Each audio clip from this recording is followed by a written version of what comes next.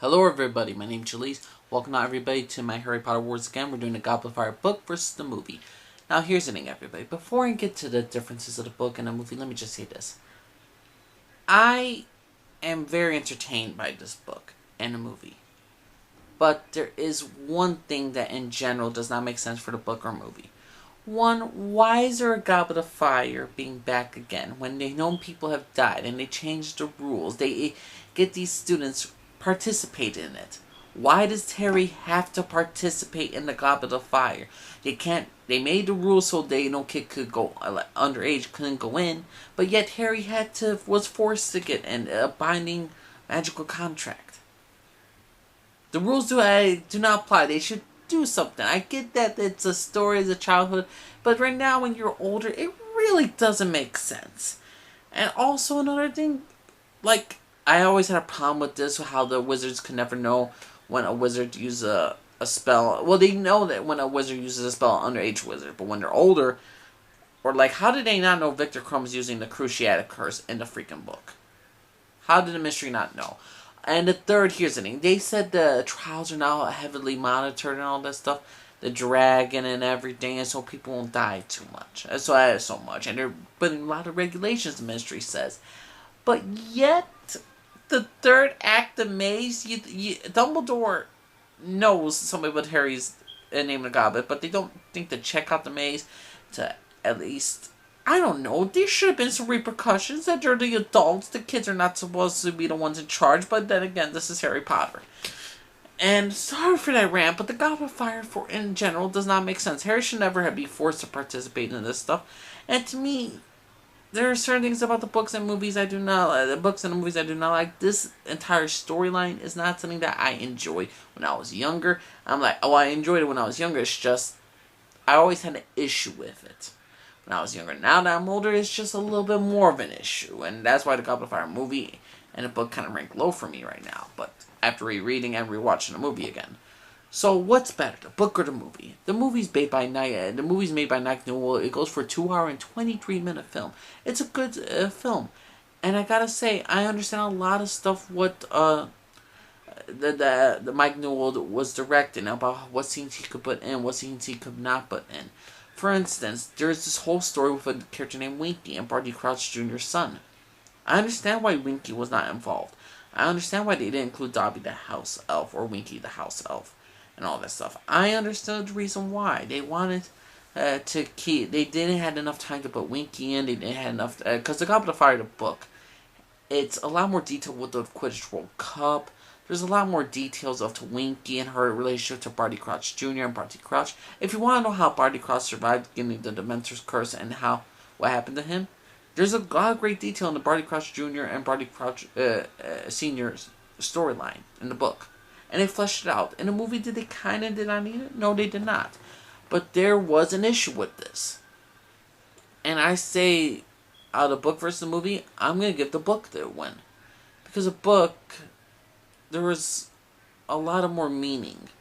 Again, I love exploration. I love lore. And the fact is we get to why Barty Crouch Jr., how he escaped Azkaban, how he's been a loyal follower to Voldemort all this time. Just a lot of great stuff with Winky, the house of how she was so devoted to Barty Crouch Jr. and all that stuff. There's a lot of many details that Mike Newell did not put into the film, which is understandable. And I would have gave Mike Newell the victory here, but Mike Newell, the director, he made the mistake of having this one scene, and you know what scene I'm talking about. It's a scene where Barty Crouch Jr. is revealed, and when he uses the Dark Mark at the beginning of near the beginning of the film, after the Quidditch World Cup, when the Dementors attack. And because they showed the reveal of that character, we all know who that character is, what we're looking for, and all that stuff. And so I just think there could have been just little scenes that, if they just took out that one scene, it would have kept this a mystery, kind of like Chamber of Secrets, who opened the Chamber of Secrets, who put Harry's name in the Goblet of Fire. As soon as you see that one guy who does that thing, use the Dark Mark into the air and lights the signal, we all know he's the one who did it. When I was younger, I knew he was the one who did it.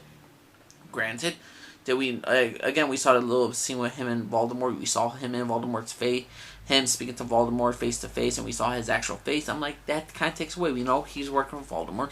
We know he's left a Dark Mark. Obviously, he put Harry's name into there, and the Goblet, there's a lot of things I did not. I mean, if you just did not reveal him as a character, that would have been okay. Then you'd be constantly guessing and wondering. And you're wondering if it's Professor Moody. Then everybody would be more shocked about it was Professor Moody and all that stuff. I mean, there wasn't a big reveal and all that stuff. The book kind of left hints about it, who it could possibly be. And when they did more about Barty Crouch Jr. and all that stuff, there's a lot more detail to this character, and there's a lot more stuff that was added to the books, and there was a lot more stuff that kept like a mystery of who opened the Chamber of Secrets, but who put Harry's name in the Goblet of Fire. And the fact is that Mike Newell didn't make a mystery movie was kind of those particular scenes that he included, even though he was following the book, he should not have done it that way. I would have chose a different direction style, because again, once you have the mystery, nothing's more worse than having the mystery revealed to you within the first 5 minutes. And I will also praise this for Mike Newell. He got the part about, like, we were always questioning in the books, because we drew Harry's perspective in the books, about, like, Dumbledore ain't doing nothing around this time, or Snape's not doing it, or, like, none of the teachers are doing anything, or the government are talking about what should be done about the Harry and the Goblet of Fire, and all that stuff, and why it's happened.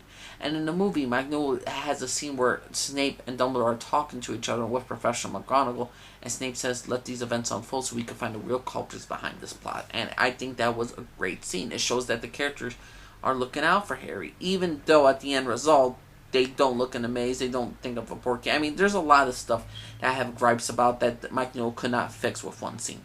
But the fact that he included in there that scene helped. Did he understand Dumbledore? Like, Dumbledore, like, nearly chokeslamming Harry? No, or pushing him against the thing. Dumbledore wouldn't have done something like that. He would have been angry, he would have yelled. But nothing like that. And I don't think Mike Newell understood Dumbledore in a sense. Another thing I will say about the movie and book, it's just this. Ron is the biggest asshole in this entire book or movie. The book, he's an asshole to Ron, Hermione. I mean, he's an asshole to Harry and Hermione all the freaking time. And there's a certain things that I do. Here's the thing. In the books to the movies, I find that the book characters are complete more assholes, or dipshits, or butt wipes, or whatever you want to call them. They're just pricks to everybody around them. Hermione's a little bit more stuck up. Ron's a little bit more smarter, but a little bit more vindictive. And overall, the entire plotline of Ron going through this stuff is understandable. It's just we're getting through his teenage times and all this stuff. But for, like, I would say I also would give Mike Newell a correction with Neville, how he danced. Neville wasn't a great dancer in the book, but he was a pretty good dancer in the movie. So I'm like, that's a plus right there. That's more of a plus. And there's still a lot of what Mike Newell did. Again, he took up Barty Crouch Jr. I understand it. I understand the little details that he changed up a bit with Neville being a better dancer. With Snape and Dumbledore and Professor McGonagall talking about the whole, the Goblet of Fire and all that stuff. There's a lot of great details into the Goblet of Fire movie. But I prefer the book because the book has more detail. And the fact is, it was not truly revealed that Barty Crouch Jr. was the person behind the Goblet of Fire. The fact that Mike Newell made that decision kind of took away from the film. I enjoyed Voldemort coming back. I enjoy a great many details about both the book, the movie, and all this stuff. I enjoy both things. But if I'm going to be honest with you, I'd rather read a book than watch the movie. The movie's entertaining, it's fun, and it takes its liberties with the source material just a tiny bit. But there's basically not much of a difference. I just prefer the Goblet of Fire book because it doesn't reveal Barty Crouch Jr. again. But that's pretty much it. For the book versus the movie award, Goblet of Fire, the winner's going to be Goblet of Fire. So, again, if you're counting the score, it's like the Chamber of Secrets, the movie I prefer, Sorcerer's Stone, the movie I prefer, and A Prisoner of Azkaban, I prefer the book. And I prefer the book Goblet of Fire. So we're down to, we have 4 books out of the way, 4 movies out of the way. We got now 3 movies, I would say 3 movies, we have 4 movies left, 3 books left to compare and to review. But what's your personal opinion, everybody? Did you think the Goblet of Fire movie was better? Did you think the book was better? Did you think Mike Newell did a great job? Did you like what they did with Barty Crouch Jr.? Did you want them to include Winky and all that stuff? Did you want a different story? Or did you just think it was overall dumb that Harry's name was in the Goblet of Fire and no one took his name out, or they at least try to not put him in too much. But overall, I enjoy both the book and the movie, but my preferred decision for the Goblet of Fire in general is the book. So let me know what you all think. My name is Jalise. Alright, everybody. Bye.